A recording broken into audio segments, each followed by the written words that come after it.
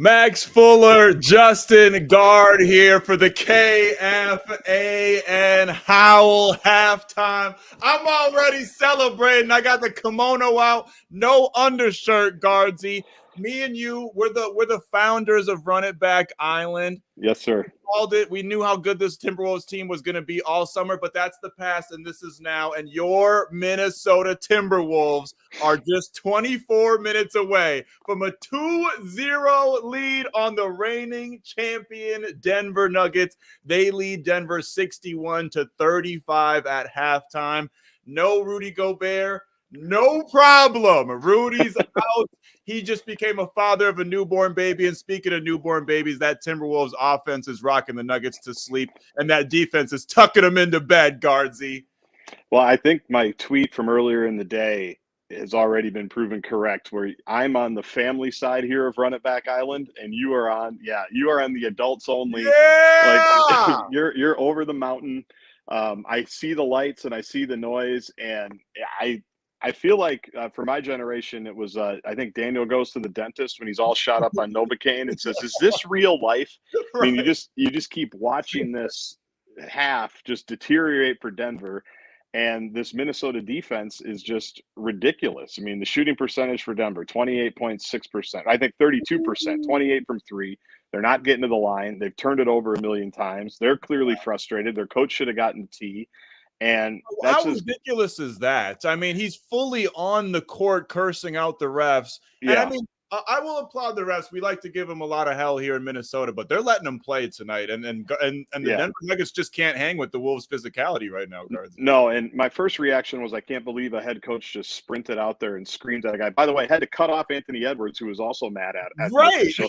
But I think it's because they know that Karl probably should have gotten a charge. You know, Karl knocks over Jamal Murray. Karl was playing with fire a little bit after he picked up that first foul on Joker and then had a couple of others, but I think he got out of the half with just one foul.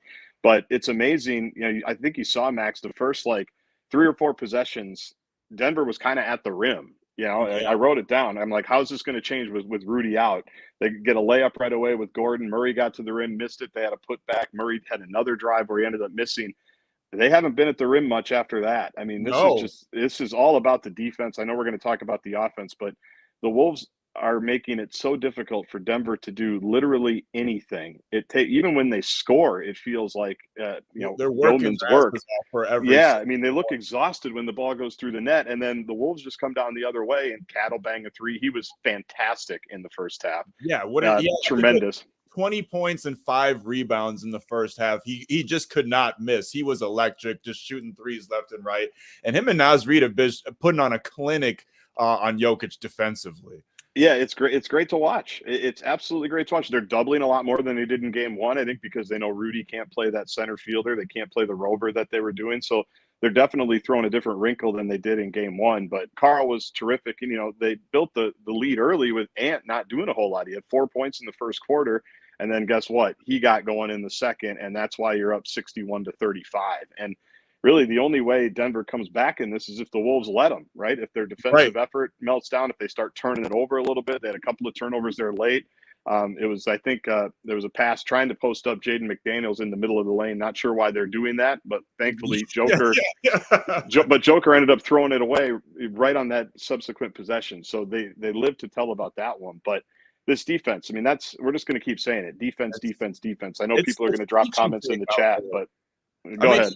I said it's teaching tape out there, and you mentioned it. The Nuggets were getting into the paint early, but how about that sequence just midway through the second quarter? Jokic gets in the paint. And there's 3 Wolves surrounding him, and he has absolutely nowhere to go. Even that sequence with Jaden McDaniels and Nickeil Alexander-Walker, as Kevin Harlan put it, he was in a straitjacket. They're just suffocating this Nuggets defense. This is the world champions, the reigning champions, and they've gotten, 3-4 shot clock violations now? They have nothing that they can do against this Wolves defense. They're flying around in a game that a lot of people thought that it would be a lot more back and forth, or possibly even Denver dominating with no Rudy Gobert anchoring the paint.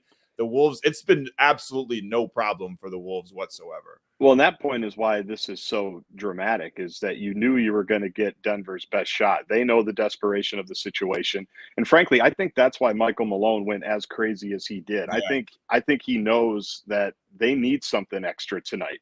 They need they need an extra edge. They need some extra juice. And I think he was kind of doing the stereotypical, I'm going to get a technical to make sure everybody in this arena is on my side, to make sure my guys know, like, I'm still stunned he didn't get one. They can't call a technical on anybody now. If you're not going to call one tonight on that, you can't do it on anybody. But that's why this is so amazing, is everybody knew the urgency of the Denver Nuggets tonight. Like, they knew their back was against the wall. They know they can't come back to Minnesota down 2-0. And the Wolves, once again, just go about their business. I mean, it's just like, you and I have been on Run It Back Island. You know, we were the only two for a while. Then Craig Kilborn was with us, Josh Broughton, Finders, John Barry, you know, who's in Denver right now. I'm sure he's having a great time. Like, there was like 5 or 6 of us, but I don't even think we could have expected like a run like this tonight. And now you just, you know, you got to keep the pedal down. You got to just don't give them any reason to think that they can come back in this thing. Cause it seemed, I'm doing the paranoid Minnesota bit here, but it is the NBA. Weird things happen, and you just got to, duplicate what you did defensively and just taking care of the ball like they did. It was just really a nearly flawless half. So clean. I had that in my notes. Clean offense, clean defense. They're not sending them to the foul line. They're not letting them get any easy buckets. They're not turning the ball over. They're making the extra pass. It's kind of the opposite of what we've seen from the Wolves in the past at times. It's like they're not working for their offense at all. They're finding clean looks, and they're making it hellish for Denver to even get any looks at all. We got some people in the comments. Somebody asked, is this Cat's best year ever? And I would say, outside of the regular season, which he was phenomenal, and he had his best defensive year by a landslide, he's beating all the allegations that he's not a playoff player. I mean, that's kind of been the thing looming over his career thus far, is that he doesn't perform in the playoffs. And I thought he's been the second best player. I mean, he's been the best player in this game so far, and the second best player in this series easily.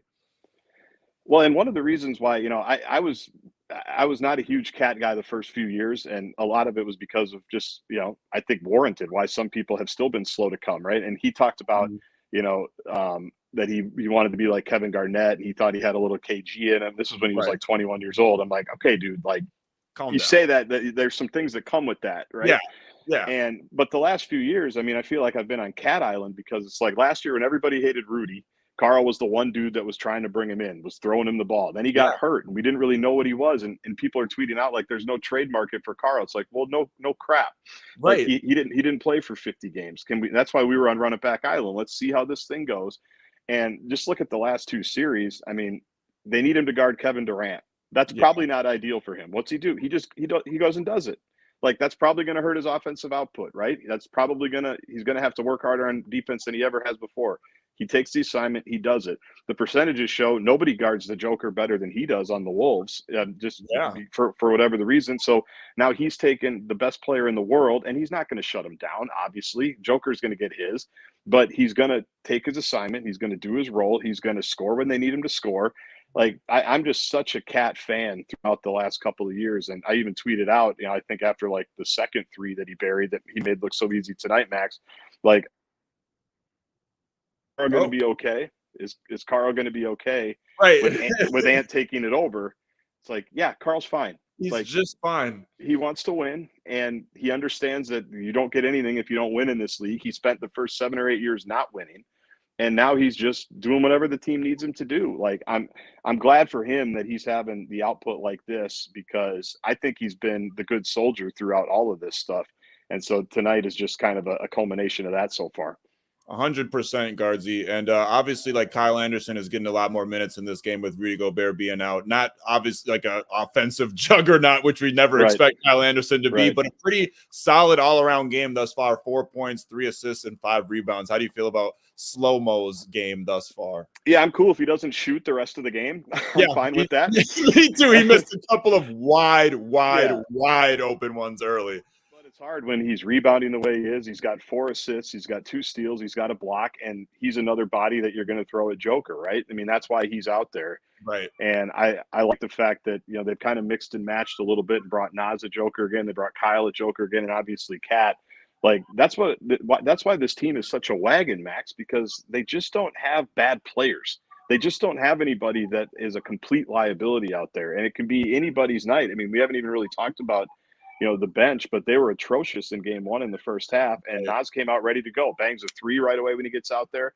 Hit another three in the second quarter. He's got an three incredible rebounds. sequence in the second quarter. I think he had a big block on Jokic late as well. Nikhil Alexander-Walker is just playing phenomenal defense and has hit a couple big shots himself. So yeah, I thought the bench responded really well to that lackluster performance in the first half of game one.